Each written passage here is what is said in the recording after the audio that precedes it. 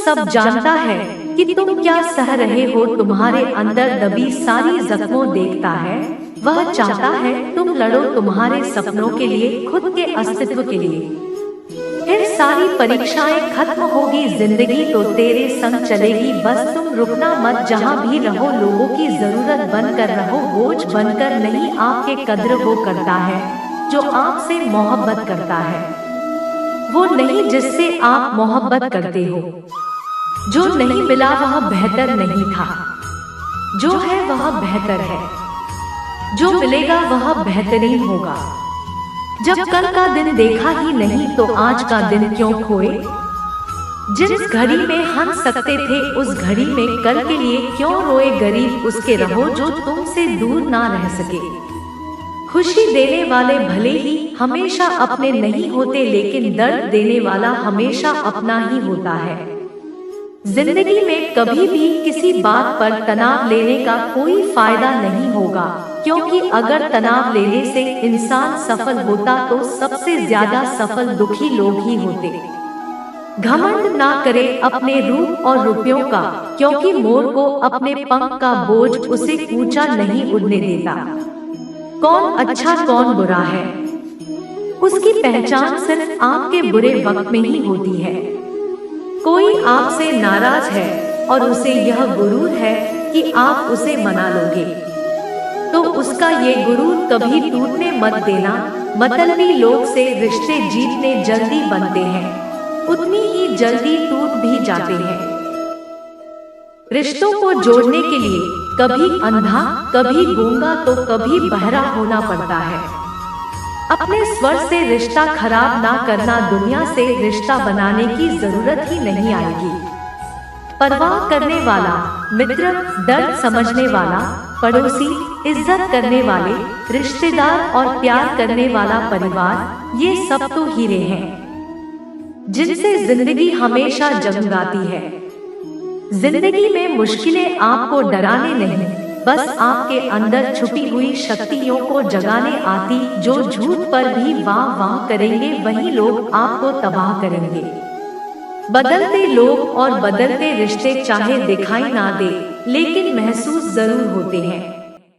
हानि हुई है तो भविष्य में लाभ भी होगा। यदि चल हुआ है तो आगे चलकर उसका हिसाब भी होगा। 4 दिन भी नहीं निभा सकता कोई वो किरदार जो पिता जिंदगी भर निभाता है। दिलों में वही बसते हैं जो दिलों के साथ, क्योंकि सोए में वही दादा जा सकता है। इस धागे में कोई गांठ ना हो, टूटे तारे की तरह होता है। भाई कुछ भी मांग लो दिला देता है। बिना मतलब के रिश्ते निभाना हर किसी के बस की बात नहीं। ना किसी को परेशान कीजिए, ना किसी को हैरान कीजिए। कोई लाख गलत भी बोले, बस मुस्कुराकर छोड़ दीजिए। जो व्यक्ति आपको अपनी हर बात बता सकता है तो समझ लीजिए वह व्यक्ति आप पर खुद से ज्यादा विश्वास करता है। किसी को कुछ कहने से पहले एक बार यह जरूर सोच लेना कि अगर वही शब्द कोई आपसे कहे तो आपको कैसा महसूस होगा। इंसान तब तक सहन करता है जब तक सहन करने की क्षमता होती है। बाद ना तो वो रिश्तों की जरूरी समझता है, ना ही अपनों को थोड़ा सा प्यार सब कुछ ठीक कर सकता है। कुछ लोग अपनी अकड़ की वजह से कीमती रिश्ते खो देते हैं और कुछ लोग रिश्ते बचाते बचाते अपनी कद्र खो देते हैं। पतझड़ में यह रिश्तों की परख होती है। बारिश में तो हर पत्ता हरा ही दिखता है। गम में एक उंगली आंसू पोंछती है और खुशी में 10 उंगलियां मिलकर ताली बजाती। यही तो है जिंदगी, दुख में कोई नहीं, सुख में सब साथी। पर करने वालों के साथ नहीं, समझने वालों के साथ रहो। किसी को कितना भी अपना क्यों ना मान लो, वो आपको एक दिन अजनबी होने का एहसास दिला ही देगा। बुरे समय में दिलासा देने वाला अजनबी ही क्यों ना हो, वो दिल में उतर जाता है। और बुरे समय में किनारा करने वाला अपना ही क्यों ना हो, वो दिल से उतर जाता है। भरोसे में इतना अंधा ना बनो कि पास वाले की असली रंग ही ना दिखाई दे। अगर कोई आपके साथ नहीं रहना चाहता तो उसे आजाद कर दूर पकड़ के रखे गए रिश्तों में कभी सुकून नहीं मिलता। तुम्हारा दिमाग ही तुम्हारी सबसे बड़ी समस्या है। यह उन वजहों को पकड़ पकड़ कर लाता है जो बेवजह है। औलाद साथ छोड़ देती है, लेकिन हम सफर जिंदगी के अंतिम पड़ाव तक साथ निभाता है। वक्त जैसा भी हो, अच्छा या बुरा बदलता जरूर है। अच्छे वक्त में कुछ ऐसी गलती मत करो कि बुरे वक्त में लोग आपका साथ छोड़ दे। सच में साथ निभाने वाले कोई बहाने की तलाश नहीं करते। जिंदगी में खुश रहने का सबसे अच्छा तरीका उम्मीद रब से रखो, सबसे नहीं। रिश्ते सिर्फ मन से होने चाहिए, मतलब से नहीं। जैसे नीम के वृक्ष पर मीठे फल नहीं लगते, वैसे बुरे इंसान से अच्छी की उम्मीद आप नहीं कर सकते। दोस्तों, जहाँ से अहंकार नहीं जाता, वहाँ से रिश्ते चले जाते हैं। शोर से दूर कुछ वक्त खुद के साथ बिताया कीजिए। सुलझे सवालों को तब सुलझाया कीजिए। अकेले में बैठकर जब खुद से बातें करते हैं तो यकीन मानो अनगिनत सवालों के जवाब हमें मिलते, कुछ कहने कुछ सुनने का मौका मिलता है। यही वो वक्त है जब खुद को समझने का मौका मिलता है। औलाद के लिए बाप वहाँ भी हाथ फैला देता है जहाँ वह पाँव रखना भी पसंद नहीं करता। जिससे रिश्ते में पल पल की घुटन हो, उस रिश्ते से पीछे हट जाना ही बेहतर है।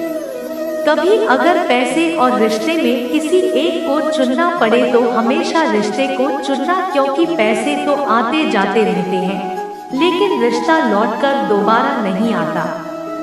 आपकी कद्र वो करता है जो आपसे मोहब्बत करता है, वो नहीं जैसे आप मोहब्बत करते हो। अक्सर सस्ते सस्ते लोग हमारी जिंदगी में आकर महंगे महंगे सबक दे जाते हैं। एक राजा था जिसके पास कई सुंदर रानियां थी। उस राजा के जीवन को देखकर लगता था कि यह बहुत खुशनसीब है। इसके बाद सब कुछ दिन राजा अचानक बीमार पड़ गया। राजवैद्य ने राजा का इलाज शुरू किया, लेकिन दिन भरते दिन राजा की तबीयत बिगड़ने लगी। फिर एक दिन राजगुरु आए और राजा को अकेले में बताया कि इस बीमारी का इलाज संभव नहीं है, ये आपका आखिरी समय। राजा ने विचलित स्वर में पूछा कि मुझे अब क्या करना चाहिए? तो राजगुरु ने कहा, यह शरीर छोड़ने के बाद आप दूसरे लोक में जाओगे। अगर आप चाहो तो अपने साथ एक इंसान को अगले लोक में ले जा सकते हो। राजा ने सबसे पहले अपनी चहेती सुंदर रानी को बुलाया। राजा उस रानी से बहुत प्यार करता था। रानी को दिन भर बिहारा करता था।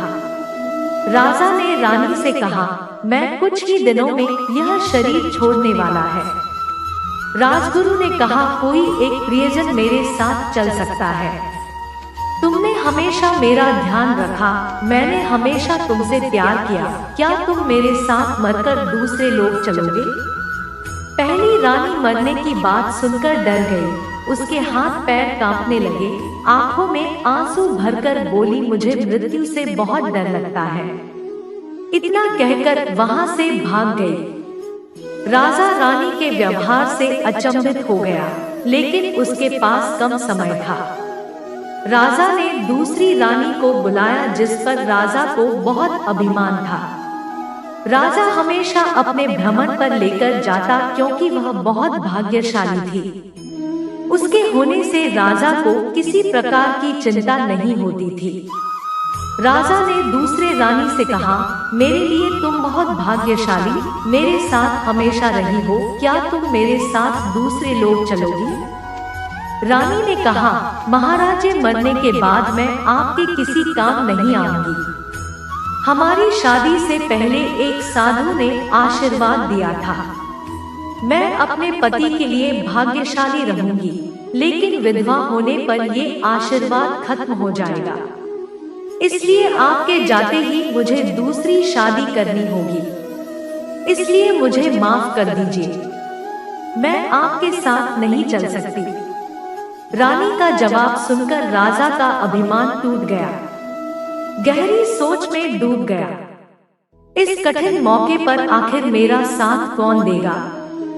राजा ने तीसरे रानी को अपने पास बुलाए। राजा को तीसरे रानी पर अटूट विश्वास था, क्योंकि तीसरी रानी ने हर परेशानी में, सुख दुख में राजा का बहुत साथ दिया। राजा ने रानी से कहा, हम सुख दुख में हमेशा साथ रहे।